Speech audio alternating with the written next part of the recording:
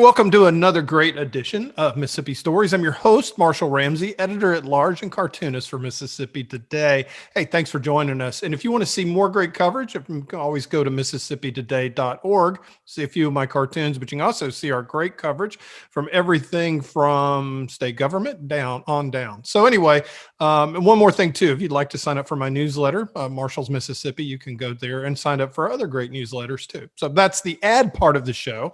I don't know about you. Are you feeling a little bit stressed right now? You probably are. I see our guest today is probably nodding a little bit. I think we all are feeling a little bit against the wall. We've come out of a pretty tough pandemic, or we're still in the middle of it, depending on what variant comes around. We could get the X variant next week. You never know. And on top of that, we have, some traditional things like, inflation or potential war. And it just seems like there's a plug wire off right now. So I wanted to have our guest today come back on the show. He's been on Mississippi Stories with me before. He's John Damon. I'm going to read a little bit of his bio here real quick, just to kind of let you know what he brings to the table. His clinical and executive leadership experience spans more than 25 years. He joined Canopy in 1993. John, seriously, that's been a while. That's incredible. Hey. You start as a therapist and you've worked all the way up to CEO of Canopy, and you're known throughout the community for your great ability to communicate about mental health and about kids' needs as well. You're a fellow for the 5th class of the Health Innovators Fellowship and is a member of the Aspen Global Leadership Network. That's pretty darn cool as well. Board member of the Mississippi Business Group of Health, past president of the Mississippi Association of Child Care Agencies, past president and board member of the National Association for Children's Behavioral Health in Washington, D.C., and is a past president of the board of directors for the Behavioral Health Society of the Mississippi Hospitals Association. He was selected as a top CEO by the Mississippi Business Journal. He currently serves as Mississippi Children's Justice Commission. He also served other committees, including the Governor's Health Care Task Force, the Mental Health Task Force as a chair, the Mississippi Children's Mental Health Task Force, and the Mississippi Autism Advisory Committee. He's been an adjunct professor. He holds a Bachelor of Science in Psychology from Mississippi College, a Master of Arts in Marriage and Family Therapy from the Reformed Theological Seminary, and earned a doctorate in philosophy and clinical psychology from Jackson State University, and completed his residency in child psychology at the University of Mississippi Medical Center. And most important, he is a husband and the dad of 5 pretty amazing kids as well. John, thank you for coming back on. I wanted just to read as much of that as I could, because honestly, you bring things to the table that we need to be hearing about today, and possibly some answers. And I don't know about you, but do you sense that same sense of ill at ease that everybody seems to be walking around with right now? Man, look, if you didn't believe in the need for mental health before the pandemic, you are sold now. Indeed, man. You know, the gazelle is made to run and burst to get away from the lion in a time of crisis. We are not made for a marathon run like we've been in this last 2 years.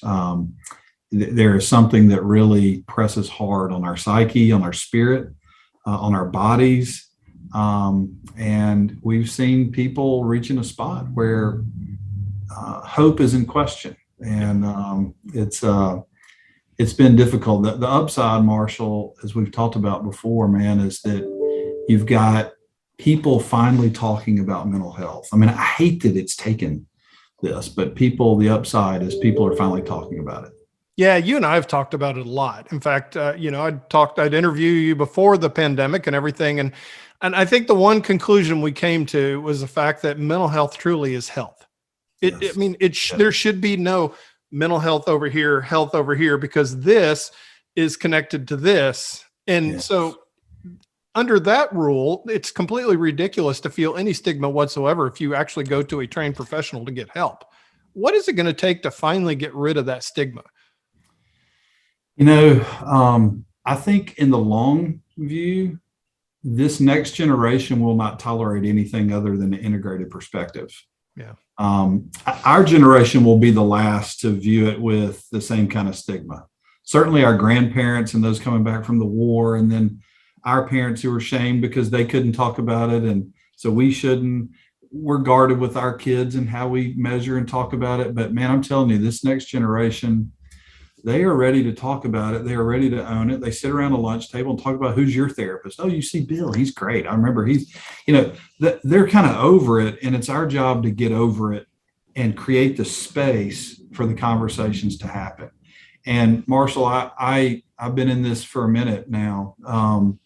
I have never been so excited about the dialogue that is happening in the business community, in the schools, in the churches, in the civic community arenas.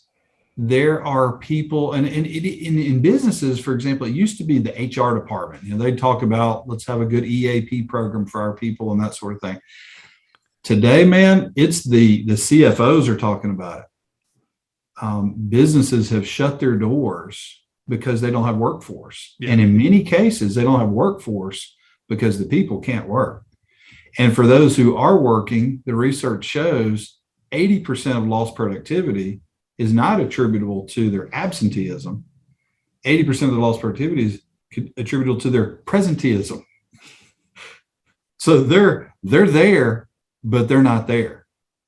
And they're at their desk, but their minds are 1,000 miles away, worried about their marriage, worried about their parents' ailing health. Are we going to see grandma for Christmas? They're worried about their kids not having graduation or not being able to have a prom or not being their own alcohol struggles. People are present, but not. And this has been a pretty universal experience. I mean, the research is showing across the board. This is globally, not just here in America, but across the board. People are experiencing this. It's funny you mentioned about the being here all the time thing. When I remember when it started, I looked back when it started, and I looked at some of the videos I made about how I was going to do all these healthy things and take care of myself. You know what I did? I did what I always did. I decided I would try to plow my way through it by working, right? So I sat for 17 hours a day in the chair, drawing as much as I could, because that's how I knew how to get through most things, and ended up having back surgery on the whole thing. And it was just like the universe was telling me, okay, it's time for you to slow down a little bit. But, we hear so much about the Great Resignation. Yep. And where a lot of people are just sitting there saying, no, this is not what I want to do with life a little bit. Obviously at Canopy, you've got a huge staff. You do a lot of incredible services. And obviously I want you to talk about what y'all do there too. Have you experienced that with any of your staff? Have you noticed anybody just kind of like saying, I kind of hit the wall here? And how do you as a CEO, how do you help them through that? Look, man, when the pandemic first started, we have something called a thematic goal, which many companies have, which is, what is the most important thing that we can do right now? Like, it's kind of like when there's a house fire and you got police pull up and fire trucks pull up and ambulance pull up. How do you coordinate who's going to do what? And really at the front of that crisis scene, there's only one thing that's most important. Doesn't matter what role you're in, and that's get people out of the house, right? We have one thematic goal: save people. So we do that in the organization too. We have a thematic goal, and we turned our thematic goal at the pandemic to, let's keep our Canopy family safe and thriving. Both of those, safe and thriving. And safe meant physically safe, and what are we all going to do? Protocols with all things COVID. Psychologically safe. How are we going to support one another? How are we going to increase our EAP? How are we going to make sure we're making part of our diet every day, talking about how are you, checking in? Are you going on a walk? How are you caring for your family? Did you have time? What are you doing for margin for yourself? So that became part of our diet. And then financially safe. How we make sure we protect this mission and guard against all these businesses closed down across the country. How we make sure we protect. So it was safe, but it was also thriving, because bicycles are great, but they really only work forward. You can't sit still. And so we can't just be safe and keep the bicycle parked in the garage and sitting on it. We have to be moving forward. And so we had all kind of goals around how we're going to make sure we're also thriving. So in that context, Marshall, we were constantly, we were sending care packages to the house. We were increasing our EAP. We were having regular calls together and Zoom calls and town hall meetings and CEO lunches and all this kind of stuff virtual. to keep the dialogue going, to talk about mental health, to talk about connecting who you are and what you do with the work. I think, Marshall, one of the greatest mistakes we make sometimes, particularly in our space of a nonprofit who's about a mission, is that I think we as human beings are made to work.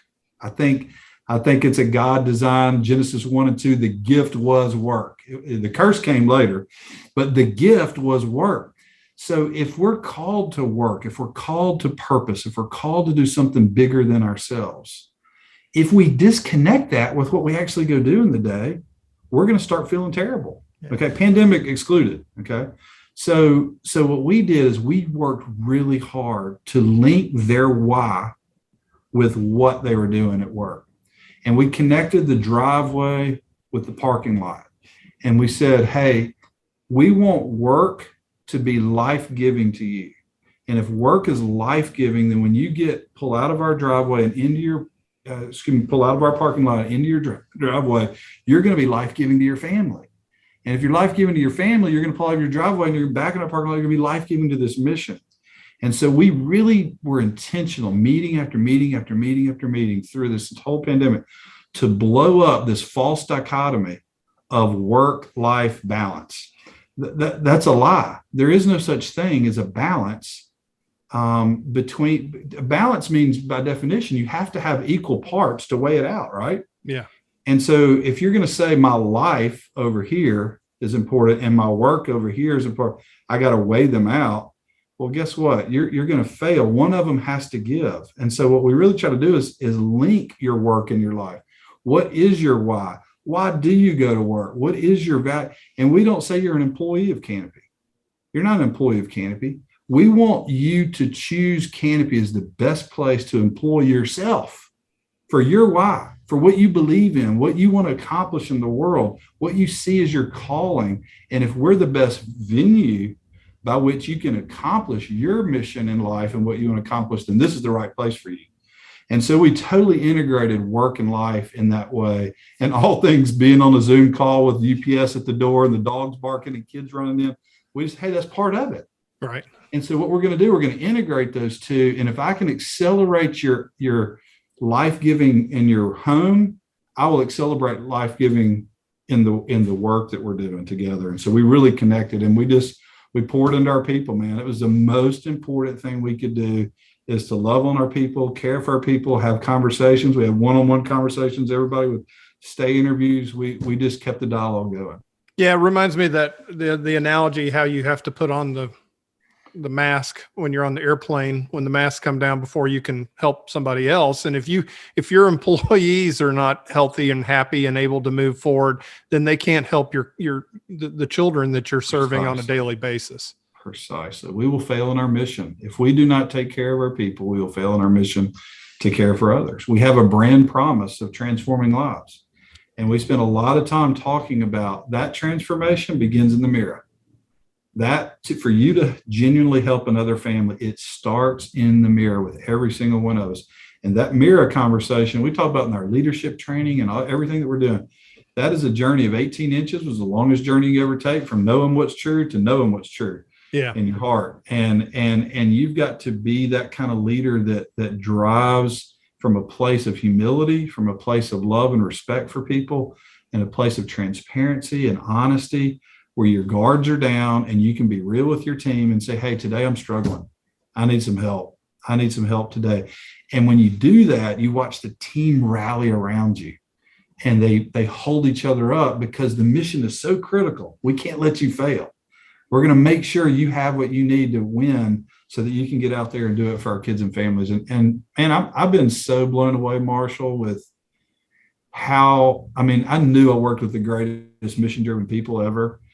But dude, they found like a whole nother gear of how they loved each other and cared for each other and accelerated. And what's cool is the outputs take care of themselves. So this year we served over 7,200 kids, more kids than we've ever served in our history.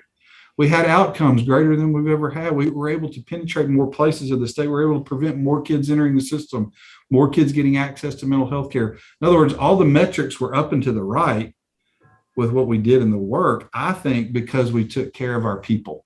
And they just did what they did to be mission driven, awesome, amazing people. You introduced me to a really good book about talking about hope, and that book, I'm not a big fan of self-help books because you can get addicted to them, to be honest with you. I think sometimes self-do is more important than self-help. But the book, they're just talking about hope, and not like, I hope it's going to rain, or, I hope I win the lottery, but I mean, just audaciously plowing forward into an issue and a problem. And that sounds kind of like what y'all are doing. That's the mission and the path that you're following, is being able to create hope.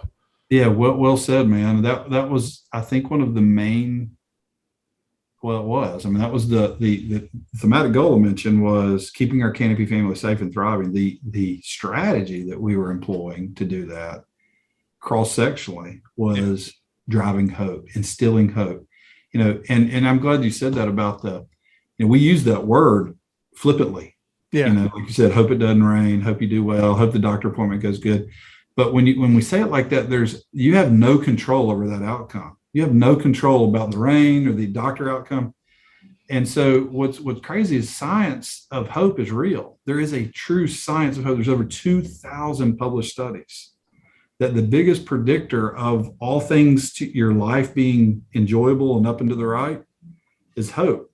Mm-hmm. And hope has 3 core pieces. I'm sure you remember from the book. You got to have a clear goal, right? What not just a goal, but something passionate, something I love, something I'm super excited about. You got to have a clear pathway to get there, multiple pathways to reach that goal. And then you got to have the willpower to reach it. So you got to have the will, you got to have the way, and you got to have the goal.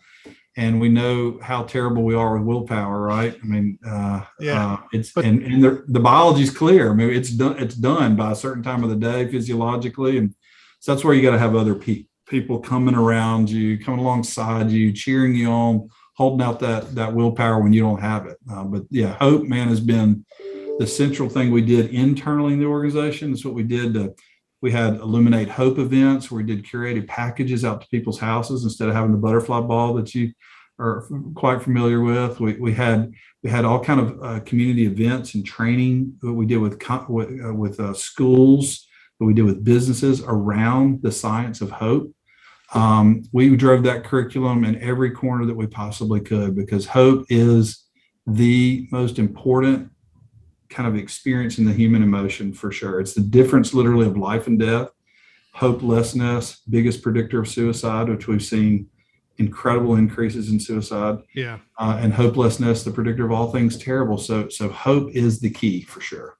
Yeah. You were talking about how when you don't have that willpower, and because the pathway can be hard to see. And like you said, if you don't have the willpower, it does kind of get a little bit foggy, the view ahead.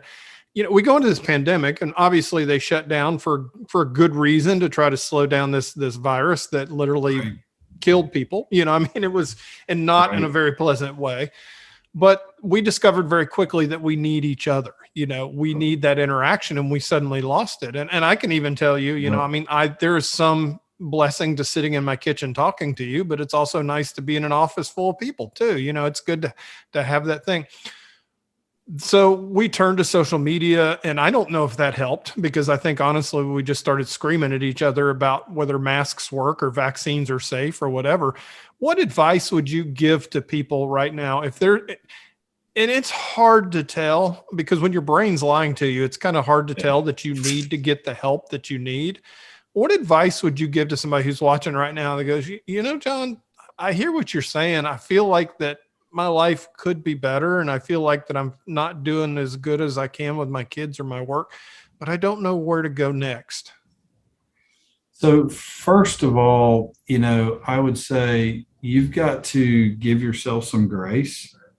And a lot of people have a hard time looking in the mirror and forgiving themselves about where they are. So first of all, nothing's wrong with you. Okay. I mean, are you speaking to me individually, or I'm speaking everybody? To you? It just happens to apply to everybody, but totally, Marshall. I'm speaking to me, man. There's no shame. We've all been taught that there should be shame, and that's a lie. So the first thing is to be able to look at the mirror and say, man, it's okay that I'm struggling. Just like if my tooth hurt, it's not a shame to go to the dentist. It just is what it is. And so the first thing is don't beat yourself up. Remember, 1 in 5 people are struggling. So if you just walk down the street, you are sitting in any meeting, you're sitting with people who are struggling. The challenge is, we've talked about so many times, Marshall, 4 out of 5 never actually go get help. Yeah. And that's the thing that you go, I'm not going to be the 4 out of the 5 that doesn't go get help. I'm going to go get help. So key, if it's kids, certainly people could call us and we'll help navigate, because it's hard to find which door and that sort of thing. If you're an adult, I always start with your primary care provider. They're pretty linked up with resources in the mental health space, and will have a recommendation for a clinician that they trust. But go sit down, because one of the things you always want to do with your mental health before jumping into any decisions about what you're doing is make sure that there's not something physiological going on that's contributing to why you're feeling what you're feeling. Yeah. I mean, like your back, or headaches, or something's wrong with my pancreas, or different things could be contributing to why you're feeling the way you are. And so sometimes you fix that, you've addressed the other. So go to your doc, make sure that you rule out any medical condition contributing, and then get some recommendations. And certainly with kids, feel free to call a group like us. We're pretty well networked with who could help with what the issue is. Yeah. And don't be ashamed. The other thing I would say, Marshall, is everybody needs a friend. I mean, like, one true friend is like the best, anaphylactic for anything bad in mental health. You need a good friend that you can trust, that you can talk to, that you can call anytime and say, hey, I'm really in a tough spot. Can you help me? And they become an accountability, they become a support, but they also make sure that you get to where you need to go to get help. So be real in the mirror, be real with somebody else, and take that action. Go to a doc, sit down and say, and then if you just don't know where to start, call us. We'll help. Even if you're an adult, we'll make sure you get where you need to go, for sure. You touched on something a minute ago that we've had 2 very public suicides in Mississippi in the last couple of weeks that are just heartbreaking. 2 young ladies took their lives, one in Oxford and one in Jackson. And definitely our prayers go out to both of their families, because it's been heartbreaking. Yeah, just devastating. It really is truly devastating. And John, one of the reasons I wanted to talk to you today is just because kids, it seems like that is, it may not be. I don't remember it as a kid, but I don't think people talked about it as a kid either. And I think it went on, but it seems like it's now very prevalent. And as a parent, it's just terrifying. You worry about your children, and you hope that they're resilient and can get through everything. First of all, what do you think is driving it? I mean, obviously kids face things that you and I never had to face. I mean, they've got this 24/7. That's my dog, by the way, that's looking at you there, but, which would scare me too. But the point is, it seems like the kids face things now at 18 or 16 or 13 or 12 that you and I didn't have to face till we were in our 30s. And I don't know if they're ready for that. Talk about a little bit about what's causing this, what seems to be an epidemic, and what can parents do about it? Yeah, there's a reason American Academy of Pediatrics, CDC, all these have created said that we're in a state of national emergency. We've seen here in Mississippi, even, and this data applies nationally, an over 50% increase in emergency department visits with kids. Wow. Related to suicide attempts. That's a big number. Suicide is the second leading cause of death for kids in that range, 12 to 23, I think it is. But wow. It is at the root, Marshall, our previous conversation, it's when people hit a point of hopelessness. Yeah. And so I think parents are the experts of their kids. I mean, parents and teachers have more time in front of them than anybody, right? And part of what we have to, a lot of times if you're in a classroom, whatever, the squeaky wheel gets the grease, right? The kid that's acting out, it's more overt in their behavior challenges and that sort of thing. But we've got to train our eye to the kid that's quiet and the kid that's pulled away, the kid that's withdrawn.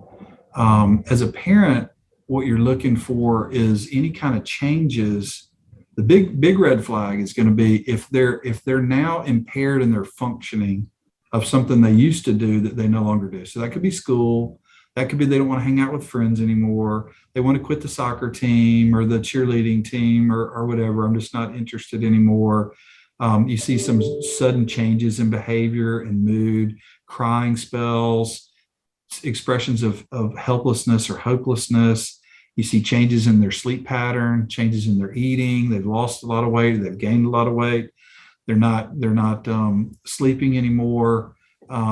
You've noticed that they're kind of pulling away and losing interest in things they used to enjoy doing. Like they don't want to watch a movie anymore. They don't want to hang out with a friend. We've got all of those things need to just send up huge flares in our brains as parents, as teachers, as church, Sunday school teacher, whatever it is. We need to all sensitize our brains to look for this right now and spot it, like even slight things. And here's the part that we don't do. Even if your spidey sensors are going off, you think something might be going on. What most people fail to do is the next thing, which is go talk to them. Like ask, how are you doing? Jill, I've noticed that you seem a little pulled away and withdrawn with your friends. How are you? If you ask the question, most kids will start, if they have a trusted relationship, they're going to start to talk to you. And then the next thing is as they're expressing themselves and they're talking about what a tough time they've had, here's the other mistake that we make. We don't ask the really hard question because we're scared. Have you thought about hurting yourself? Yeah. It's okay. You're not going to increase the chance that they're going to hurt. Ask the question and say, hey, I'm just concerned for you. I care so much for you. And I just need to know, have you thought about hurting yourself? And what you're listening for at that point is, do they have a means? Do they have a plan?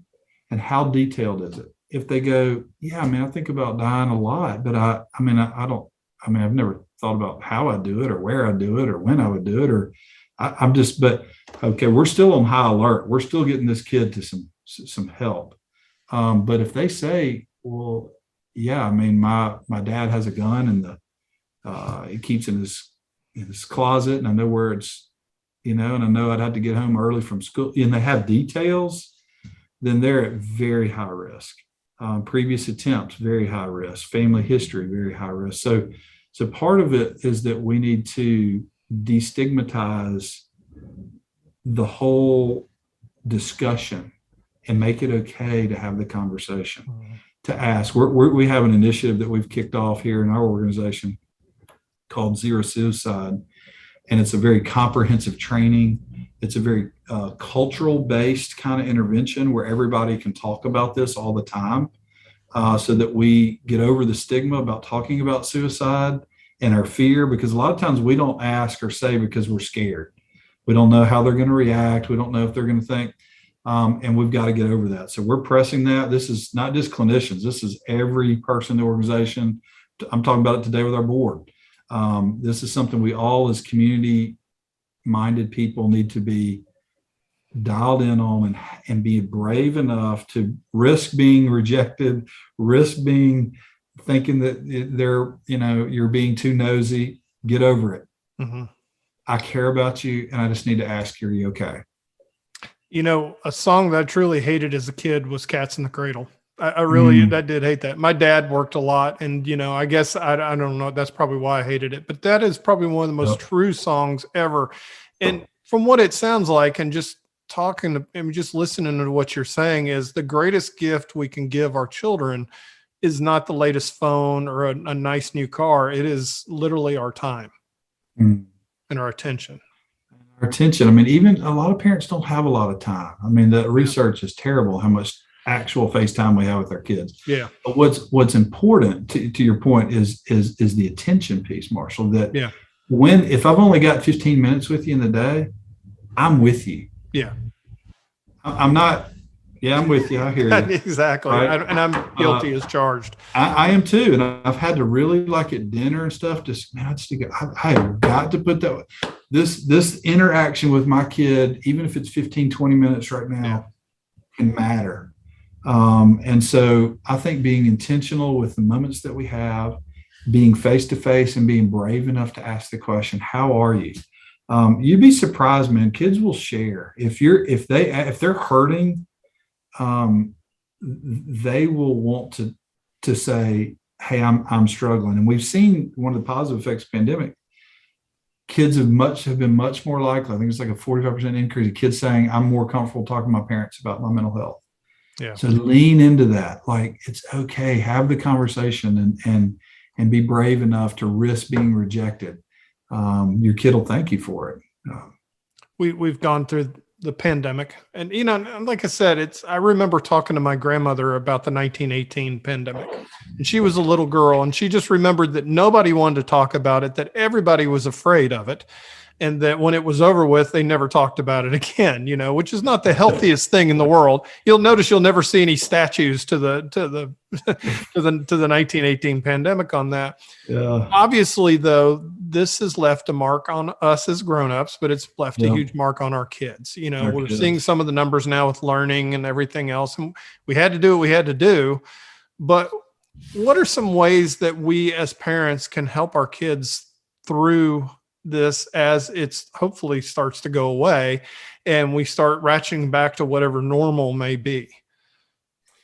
So, one thing, obviously, we won't know for a long time the long-term implications of what this has done to developing minds, right? Yeah. Academically at one level, but relationally, emotionally, how they're developing.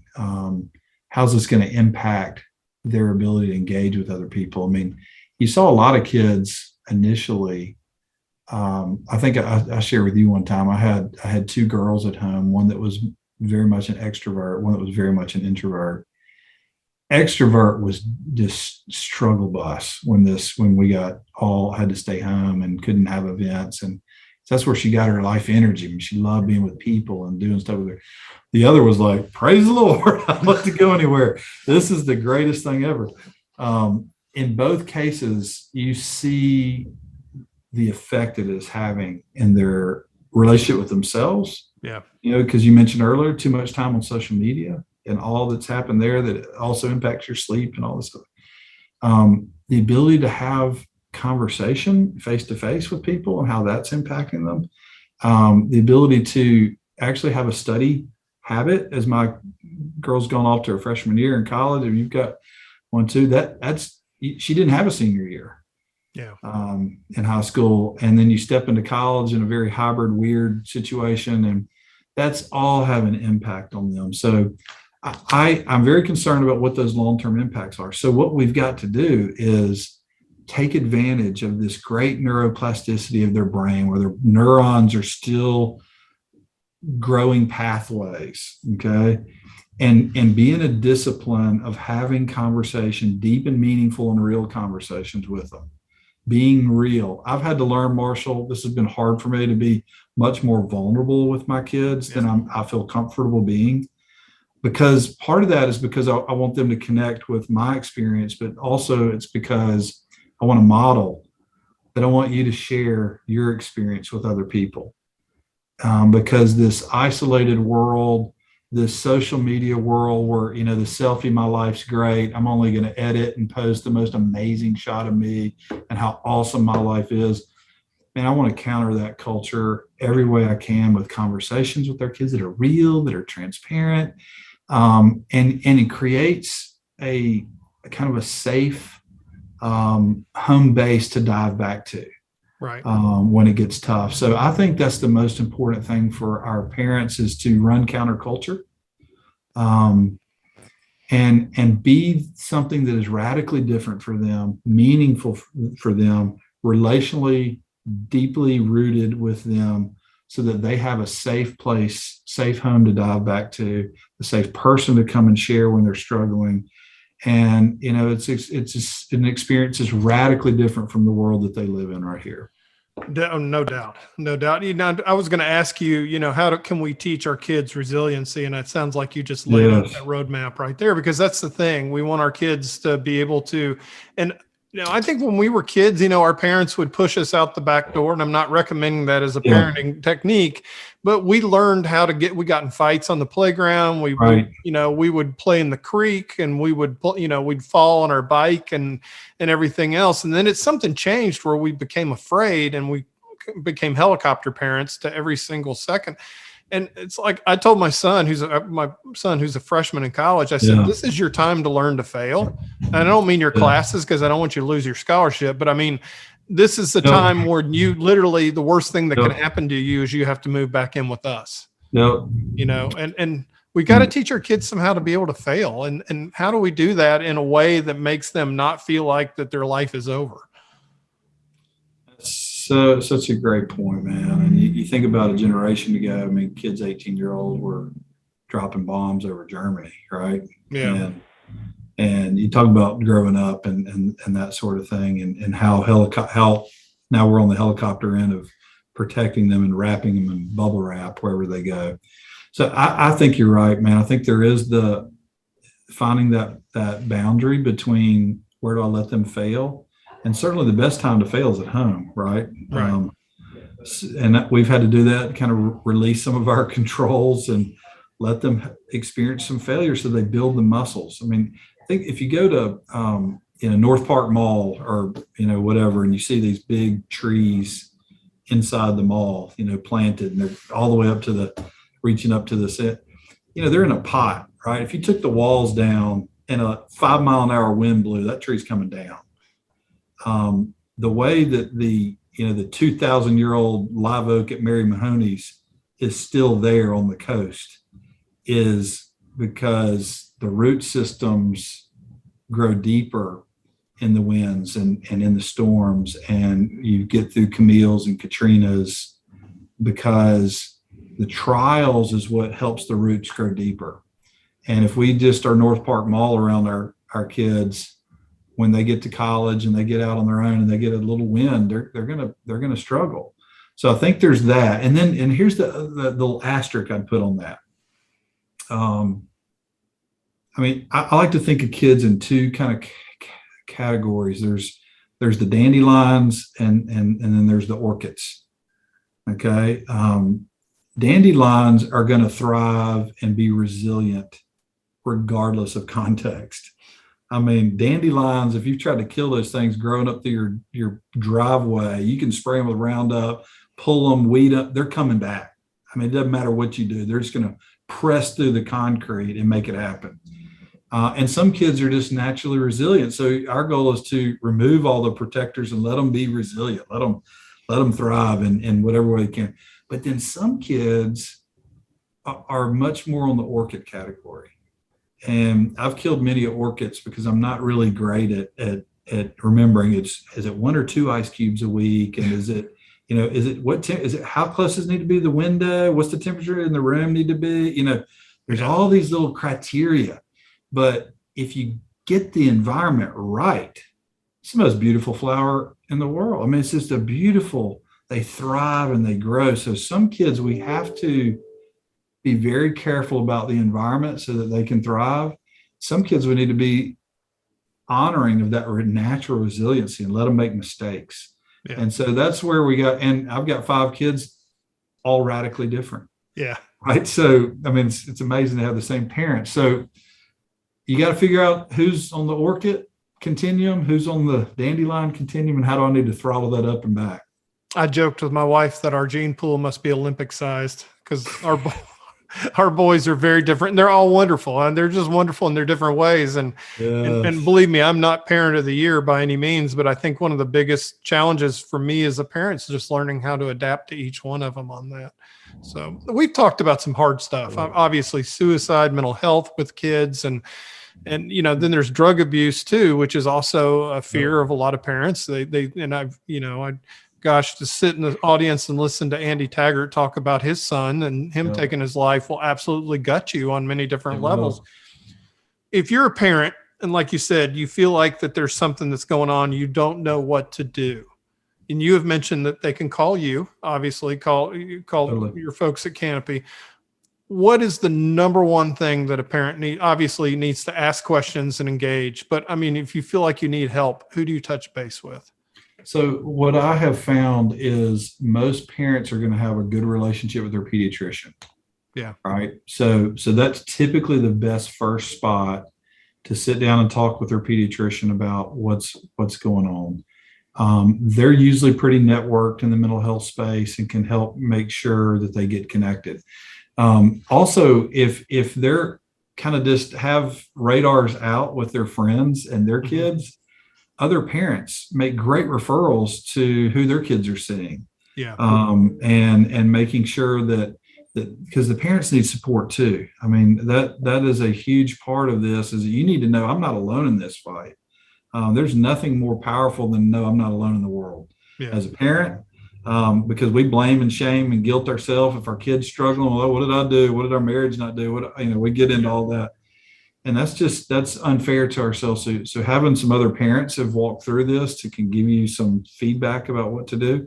And then certainly calling professionals that are in the space that can help navigate, like I mentioned to us, we have a navigator that can help figure out, we're kind of take the Miracle 34th Street approach, we may have it here, but if we don't, we're going to be the first to make the referral to somebody else has more what you're looking for than we do. We don't need to sell it. I think getting a trusted person like your doctor is typically, Marshall, the first step that people have. I mean, when they just start Googling online and randomly calling and you don't know who the clinicians are, you don't know exactly what they do.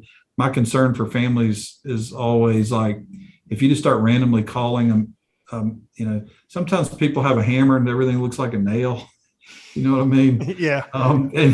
And that's may not be what they need. And you don't want to call somebody and then, oh, you definitely need our fill in the blank of what we do.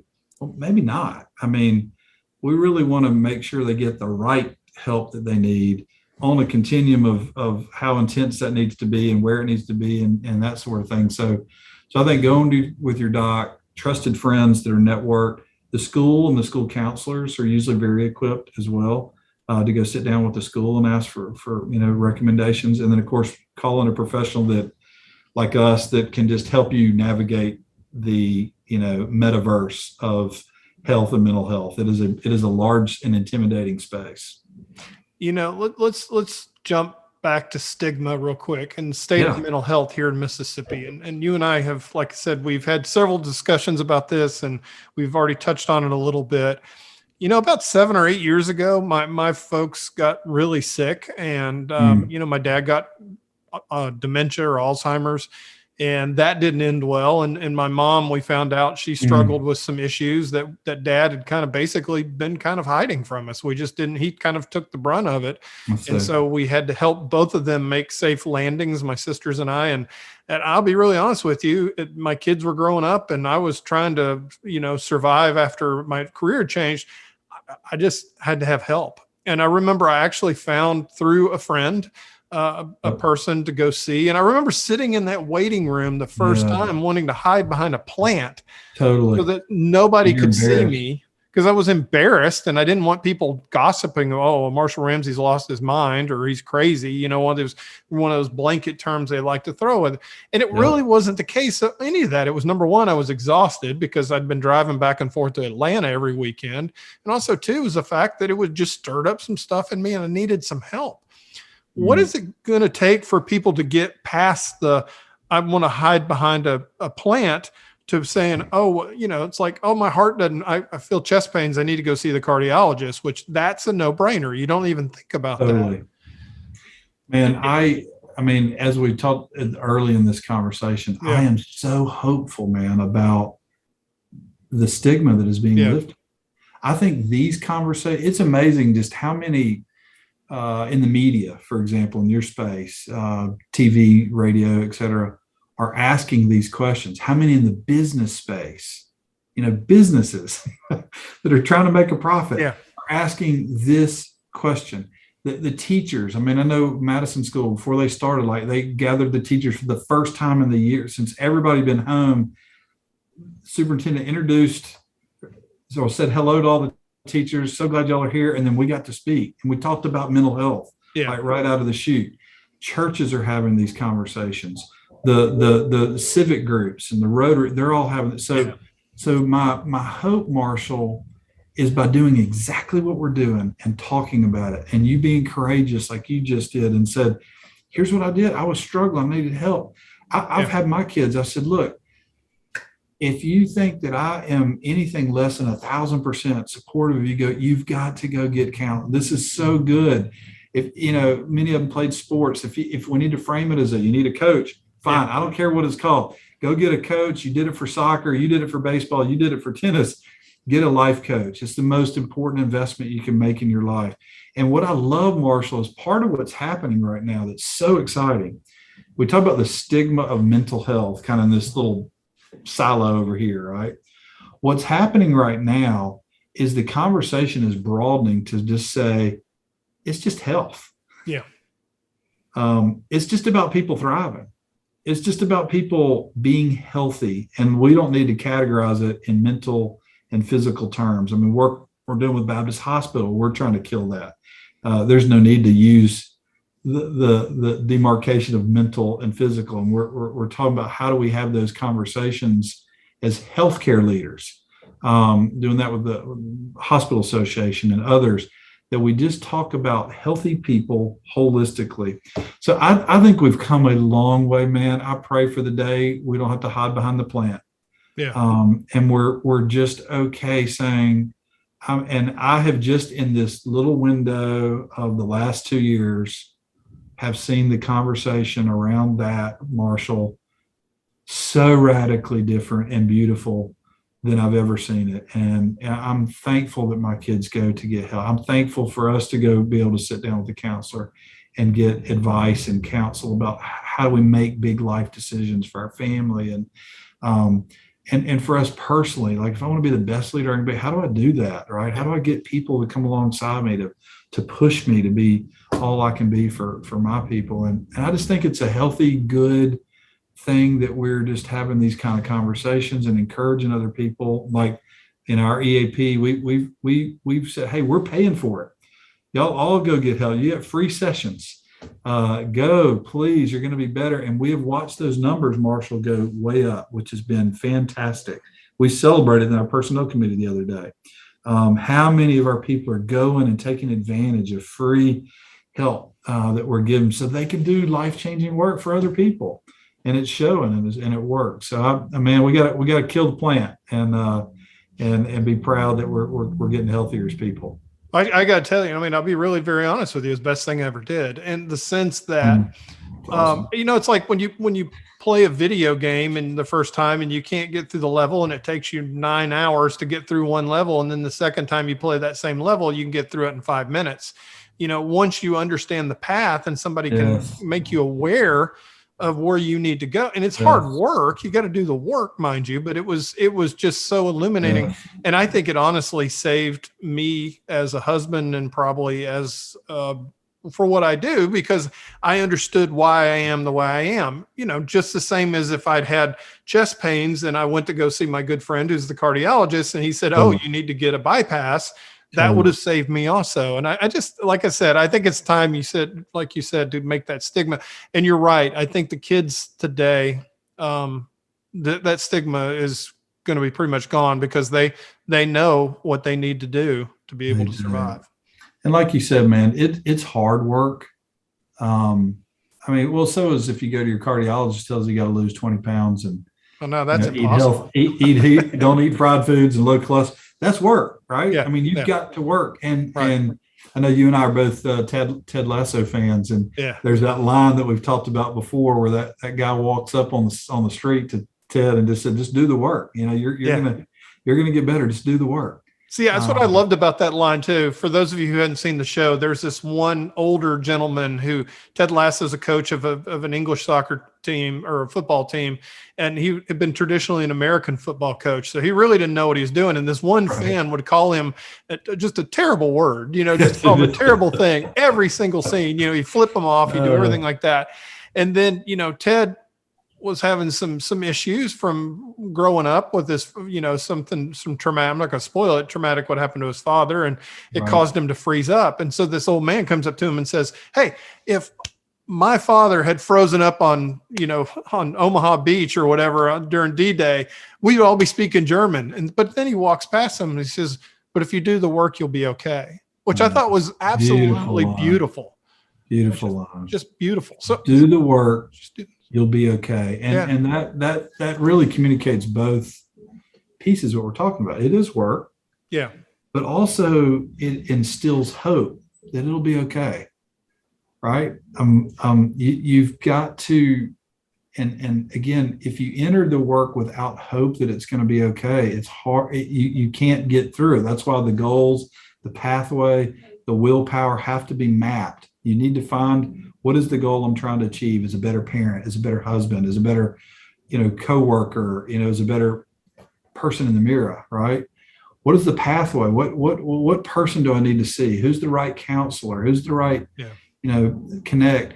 And then who's going to be on my team? Who's going to be my 2 or 3 people that hold me accountable and push me and hold up my willpower to get there? I do these things. That's the hope. And I'm going to do the hard work, and it's going to be okay. And that's what our brains have to know. I know we've talked about it before, but it's when it's the people that were in the Hanoi Hilton, with Admiral Stockdale, who kept thinking falsely, "I'll be home for Christmas. I'll be home for Christmas." And 8 years go by and Christmas comes and goes. They give up hope and they died. And he had the same goal to get home for Christmas, but he said, "It may not be this Christmas or the next or the next or the next, but I will be home for Christmas." And that realistic hope is what gets us through pandemics and all sorts of challenges. If you lose that hope, that what that guy said to Ted was, do the work and you're going to be okay. That is the mindset we have to have in these marathon runs. Mm-hmm. I'm going to do hard work. I'm going to have the people around me to help me do the hard work, but I may not be home for Christmas this year or the next, but I will be home for Christmas, and I'm going to keep pressing. Yeah, I think, for me, like I said, I was very blessed to get to have back surgery about a year ago. And right. I talk about it way too much, but it basically turned my world from being editor-at-large and traveling all across the Southeast to barely being able to get out of a recliner without help from my wife. Plus, not being able to put on socks and doing some other things. It made my world small. But it also taught me too that, what I'm capable of dealing with and so forth. And I guess where I'm going on that, and you're talking about Stockdale, and I always think about Viktor Frankl too.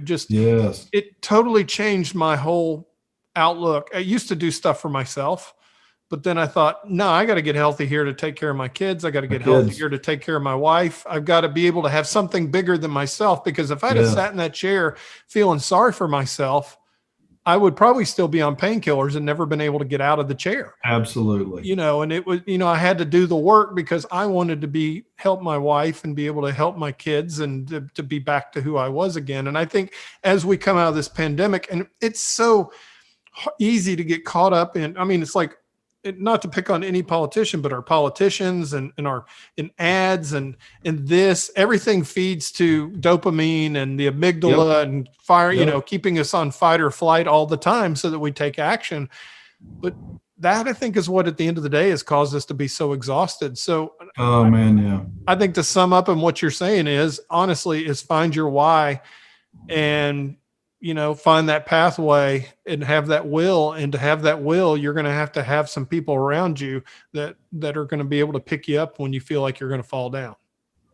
So well said, Marshall. And then the slight plot twist there is that your why is not really about you. Right. Oh, no right. Right. That's what you're talking about, because culture is going to say it's literally called an iPhone.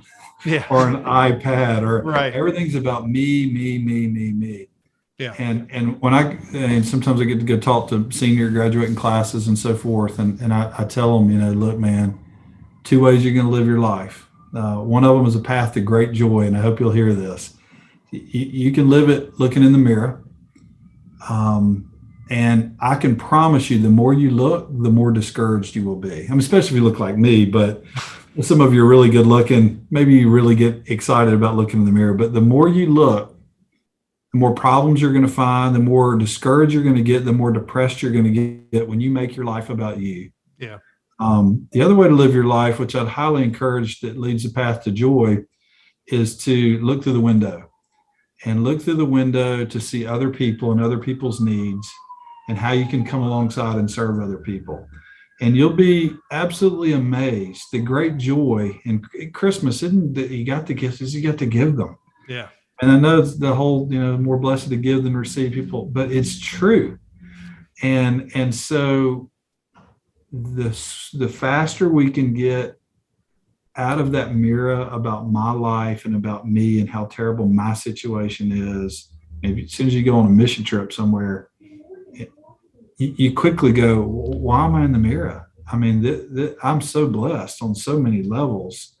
And my joy comes from helping other people. And that's a tough shift for kids to make. But when they find that place to go volunteer, when they get outside of their bubble and their mirror, great joy, and it flows out of that. And I think that's what we're made for, right? We're back to working as an adult, but also serving as a human, to give to other people. And that's a great anecdote for all sorts of ills. John, I think you're speaking to me here. In fact, I almost feel guilty to record this as an interview because I feel like that it's been a counseling session, to say the least. Mutual. Yeah. And like you said, I think, I think the thing that's frustrated me over the last couple of years is just the fact that we talk past each other. We don't listen to each other and so forth. And we just get on social media and scream at each other, which, I mean, I did that initially. And then I was like, maybe I don't need to be doing that. Maybe that's not a good use of my platform and my talent on this. Let's touch real quick on, you're good, man. You're doing all kinds of fun things. I think one of the things that's really intrigued me is the Aspen Global Leadership Network. Tell us a little bit real quick about that before I let you go, what you're doing with that, because that's a pretty darn nice honor to be invited to be able to participate in that. And I know that has been a real growth situation for you too. Oh, thank you, man. It's been so beautiful. I mean, this is a group that, the Aspen Institute has several different types of fellowships, and one of those is a healthcare innovation fellowship. And so you've got healthcare leaders around the world that they have a class that's about 20 something people, 22, 23 people. And they come together to meet for a period of 2 years, 4 different gatherings in person. There's a lot of, online and that sort of thing in between. And you walk through, it's a very deep, it's kind of like you went to camp as a kid, like that deep connection you have with kids for a week. These are all very amazing professional kids, and who have all these really big jobs, and they come together in a very real atmosphere. And we read through classic literature pieces, from Plato and Aristotle and everybody in between. And then you talk about the leadership lessons of the classics, and you press each other about what kind of leader are you, and who do you want to be, and what is our contribution to the society, and how do we need to lead differently so that we help other people. And everybody in their group comes up with a venture. It's called a venture. Now, many people's venture becomes they stand it up as a business. And there's many businesses you would know today that really came out of ventures through Aspen Institute. And I'm driving one around mental health and even some of the things we're doing right now, decreasing stigma and education, that sort of thing.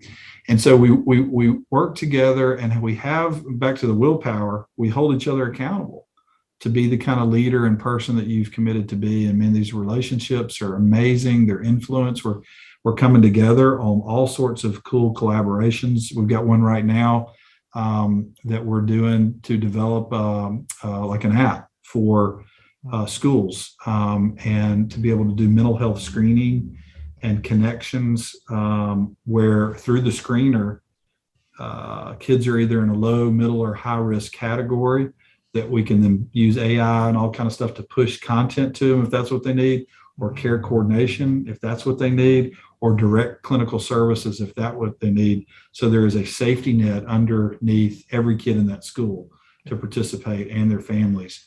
And so we've got collaborations with all kind of groups around the country doing things like that, and really driving a commitment to make our society better together and use our various spheres of influence and connections to serve other people. And it's a beautiful thing, man. I'm so honored to get to do it.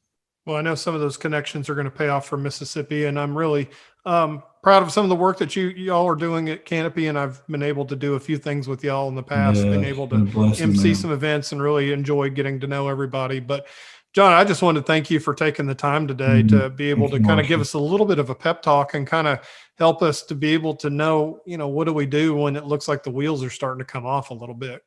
Man, yeah. The hope is the belief that my future can be better than my past and that I have a role to play in that. Yeah. And we're not going to be on our heels. We're going to be on our toes, and we're going to co-construct what the future is going to look like through hope, man. And that's what we all need to be for each other, as ambassadors of hope. And I'm always grateful, Marshall, for the beautiful way that you use your platform to have these conversations and to make sure it stays top of our mind as a community that cares for each other in the state. We do that, I think, better than anywhere. I mean, I love all my colleagues around the country, but something special about this place and the fact that we have these kind of conversations to make sure we take care of each other. I think we're at our best when we do that. So thank you for the beautiful role you play in that, man. Oh, you're welcome, John. Thank you. And anything else I forgot before we go? Man, I would just say, it's the whole Churchill moment of this could be our finest hour. Yeah. I really believe that. I really do. This isn't a false hope thing. I think all that we have been through these last couple of years has been for a reason. Yeah. And I think we've had a kind of a cosmic timeout, humanity. The waste will be if we don't reflect and say, what did it mean? Yeah. What did it change for me? How am I going to do my family and my life different? How am I going to do my work different? How am I going to make sure that I'm engaging in partnerships and collaborations differently to accomplish something greater than I could by myself? So I'm really excited, man, about what's on the horizon for Mississippi, the unexpected partnerships that are emerging to do something special. That's what we do well here. And we invent because we have to here. And so I am very optimistic. I think the future for kids is bright. Mm-hmm. And I'm excited about the way that we're going to innovate and make a new pathway for our kids and families and each other and whatever this next normal is going to look like. So I'm hopeful. Thank you, John. Thank you for watching this episode of Mississippi Stories. Make sure to subscribe to the Mississippi Today YouTube channel and click the bell to be notified every time a new video uploads.